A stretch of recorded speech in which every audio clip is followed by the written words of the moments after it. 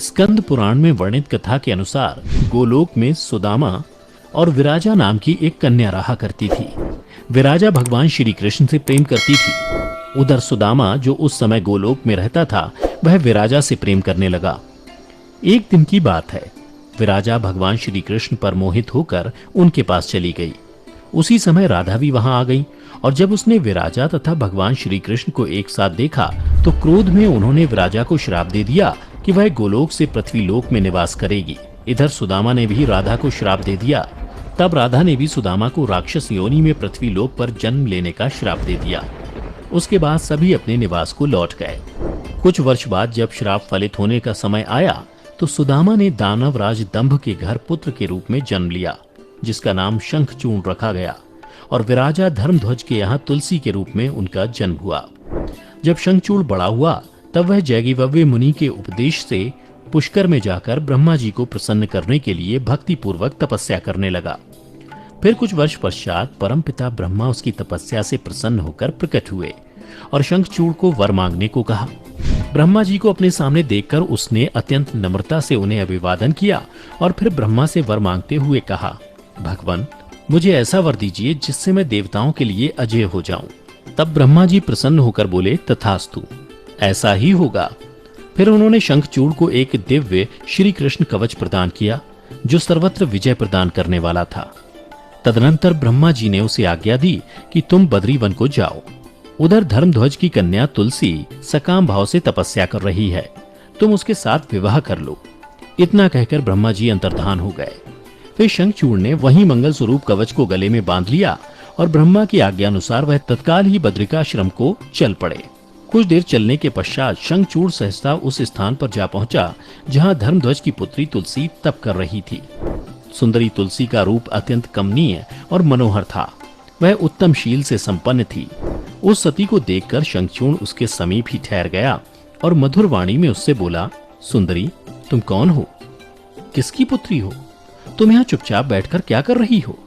यह सारा रहस्य मुझे बताओ। शंखचूर्ण के ये मधुर वचन सुनकर तुलसी ने कहा, मैं धर्मध्वज की तपस्विनी कन्या हूँ और यहाँ तपोवन में तप कर रही हूँ। आप कौन हैं? सुखपूर्वक अपने अभीष्ट स्थान को चले जाइए, क्योंकि नारी जाति ब्रह्मा आदि को भी मुंह में डाल देने वाली होती है। तब शंखचूर्ण ने कहा, हे सुंदरी, क्या तुम मुझे नहीं जानती हो अथवा तुमने कभी मेरा नाम नहीं सुना है? अरे, देवताओं में भगदड़ डालने वाला शंखचूर्ण मैं ही हूँ। पूर्व काल में श्री हरि का पार्षद था। मेरा नाम सुदामा गोप था। इस समय मैं राधिका जी के श्राप से दानव शंखचूर्ण होकर उत्पन्न हुआ हूँ। ये सारी बातें मुझे ज्ञात हैं, क्योंकि श्री कृष्ण के प्रभाव से मुझे अपने पूर्व जन्म का स्मरण बना हुआ है और परमपिता ब्रह्मा जी की आज्ञा से मैं यहाँ तुमसे विवाह करने आया हूँ। जब दानवराज ने आदर पूर्वक तुलसी से ऐसा सत्य वचन कहा, तब वह परम प्रसन्न हुई और मुस्कुराकर कहने लगी, भद्र पुरुष, आज आपने सात्विक विचार से मुझे पराजित कर दिया है। फिर तुलसी उसे वेदोरक्त उपदेश देने लगी। उसी समय वहां ब्रह्मा जी प्रकट हुए और कहने लगे, शंखचूर्ण, तुम इसके साथ क्या व्यर्थ में वाद विवाद कर रहे हो? तुम गंधर्व विवाह की विधि से इसका पाणी ग्रहण करो, क्योंकि निश्चय ही तुम पुरुष रत्न हो और तुलसी सदी साध्वी नारियों में रत्न स्वरूपा है। ऐसी दशा में निपुण का निपुण के साथ समागम गुणकारी ही होगा। फिर ब्रह्मा जी ने तुलसी से कहा, सती साध्वी तुलसी, तुम ऐसे गुणवान कांत की क्या परीक्षा ले रही हो? ये तो देवताओं, असुरों तथा दानवों का मान मर्दन करने वाला है। सुंदरी, तुम इसके साथ संपूर्ण लोकों में सर्वदा उत्तम स्थानों पर चिरकाल तक पथेष्ट विहार करोगी। इतना ही नहीं, शरीरांत होने पर यह पुनः गोलोक में ही श्री कृष्ण को प्राप्त होगा और इसकी मृत्यु हो जाने पर तुम भी वैकुंठ में चतुर्भुज भगवान को प्राप्त करोगी। इतना कहकर ब्रह्मा अपने धाम को चले गए। तब दानव शंखचूर्ण ने गंधर्व विवाह की विधि से तुलसी का पाणी ग्रहण किया। तत्पश्चात तुलसी के साथ विवाह करके वह अपने पिता के स्थान को चला गया और मनोरम भाव में उस रमणी के साथ विहार करने लगा। फिर कुछ समय पश्चात देवगुरु शुक्राचार्य की आज्ञा से शंखचूर्ण को दानवों का राजा बना दिया गया, जिसके बाद शंखचूर्ण ने देवताओं पर आक्रमण कर दिया। ब्रह्मा जी से मिले वरदान के कारण कोई भी देवता उसके सामने टिक ना सके और सभी रणभूमि छोड़कर भाग खड़े हुए। फिर देवी भद्रकाली शंखचूर्ण से युद्ध करने रणभूमि में पधारी। उसके बाद दोनों में भयंकर युद्ध शुरू हो गया। फिर कुछ समय पश्चात युद्ध भूमि में आकाशवाणी हुई कि हे देवी, तुम शंखचूर्ण को युद्ध में पराजित नहीं कर सकती, क्योंकि यह तुम्हारे लिए अवध्य है। क्योंकि जब तक शंखचूड़ के शरीर पर यह दिव्य कवच है और इसकी पत्नी तुलसी का सतीत्व अखंडित है, तब तक इसे रणभूमि में कोई नहीं हरा सकता।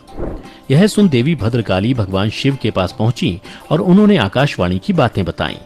तब भगवान शिव श्री विष्णु के पास पहुंचे और उन्हें शंखचूड़ के वध करने के लिए प्रेरित किया। फिर शिव की आज्ञा से विष्णु जी वहां से चल पड़े। उन्होंने एक वृद्ध ब्राह्मण का वेश धारण किया और शंखचूड़ के निकट जाकर बोले, दानवेंद्र, इस समय मैं आपका याचक होकर आया हूं, तुम मुझे भिक्षा दो। यह सुन शंखचूड़ ने कहा, हे ब्राह्मण, आपको क्या चाहिए? तब ब्राह्मण रूपी विष्णु जी बोले, दानवेंद्र, तुम मुझे पहले ये वचन दो कि मैं जो तुमसे मांगूंगा उसे देना तुम स्वीकार करोगे। यह सुन शंखचूड़ ने ओम के उच्चारण के साथ वचन स्वीकार कर लिया।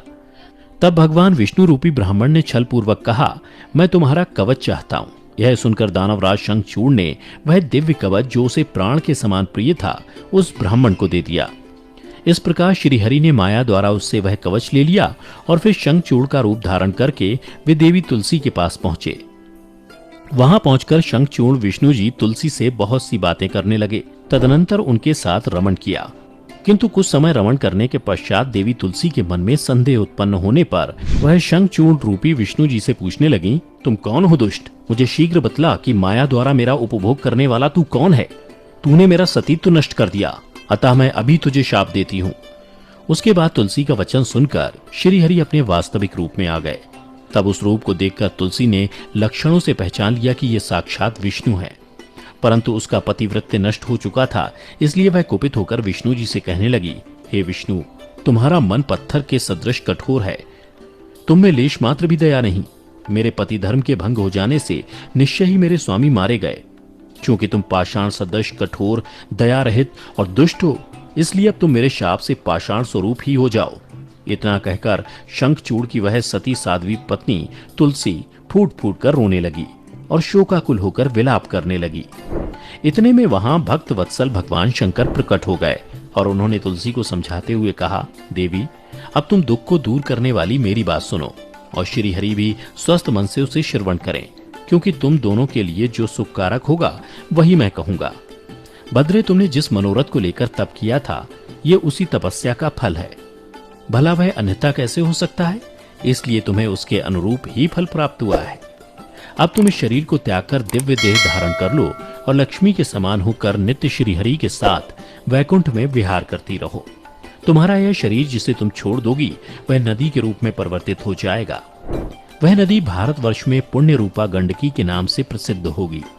महादेवी, कुछ काल के पश्चात मेरे वर के प्रभाव से देव पूजन सामग्री में तुलसी का प्रधान स्थान हो जाएगा। सुंदरी, तुम स्वर्गलोक में, मृत्युलोक में तथा पाताल में सदा श्रीहरि के निकट ही निवास करोगी और पुष्पों में श्रेष्ठ तुलसी का वृक्ष हो जाओगी। तुम वैकुंठ में दिव्य रूप धारणी वृक्षाधिताष्ट्री देवी बनकर सदा एकांत में श्रीहरि के साथ क्रीड़ा करोगी। उधर भारतवर्ष में जो नदियों की अधिष्ठात्री देवी होगी वह परम पुण्य प्रदान करने वाली होगी और श्रीहरि के अंशभूत लवण सागर की पत्नी बनेगी तथा श्रीहरि तुम्हारे शापवश पत्थर का रूप धारण करके भारत में गंडकी नदी के जल के निकट निवास करेंगे। वहां तीखी दाढ़ों वाले करोड़ों भयंकर कीड़े उस पत्थर को काटकर उसके मध्य में चक्र का आकार बनाएंगे। उसके भेद से वह अत्यंत पुण्य प्रदान करने वाली शालग्राम शिला कहलाएगी और चक्र के भेद से उसका लक्ष्मी नारायण आदि भी नाम होगा। विष्णु की शालग्राम शिला और वृक्ष स्वरूपणी तुलसी का समागम सदा अनुकूल तथा बहुत प्रकार के पुण्यों की वृद्धि करने वाला होगा। भद्रे, जो शालग्राम शिला के ऊपर से तुलसी पत्र को दूर करेगा उसे जन्मांतर में स्त्री वियोग की प्राप्ति होगी तथा जो शंख को दूर करके तुलसी पत्र को हटाएगा वह भी भार्याहीन होगा और 7 जन्मों तक रोगी बना रहेगा। जो महाज्ञानी पुरुष शालग्राम शिला, तुलसी और शंख को एकत्र रखकर उनकी रक्षा करता है वह श्रीहरि को प्यारा होता है। इस प्रकार कहकर शंकर जी उस समय शालग्राम शिला और तुलसी के परम पुण्यदायक महात्म्य का वर्णन किया। तत्पश्चात वे श्रीहरि को तथा तुलसी को आनंदित करके अंतर्धान हो गए। इस प्रकार सदा सत्पुरुषों का कल्याण करने वाले शंभु अपने स्थान को चले गए। इधर शंभु का कथन सुनकर तुलसी को बड़ी प्रसन्नता हुई। उसने अपने उस शरीर का परित्याग करके दिव्य रूप धारण कर लिया। तब कमलापति विष्णु उसे साथ लेकर वैकुंठ को चले गए उसके छोड़े हुए शरीर से गंडकी नदी प्रकट हुई और भगवान अच्युत भी उसके तट पर मनुष्यों को पुण्य प्रदान करने वाली शिला के रूप में परिणत हो गए। उनमें जो शिलाएं गंडकी के जल गिराती हैं वे परम पुण्यप्रद होती हैं और जो स्थल पर ही रह जाती हैं उन्हें पिंगला कहा जाता है और वे प्राणियों के लिए संतापकारक होती हैं। तो दर्शकों, उम्मीद करता हूं कि अब आप जान गए होंगे कि आखिर भगवान शिव ने सुदामा का वध क्यों और कब किया था।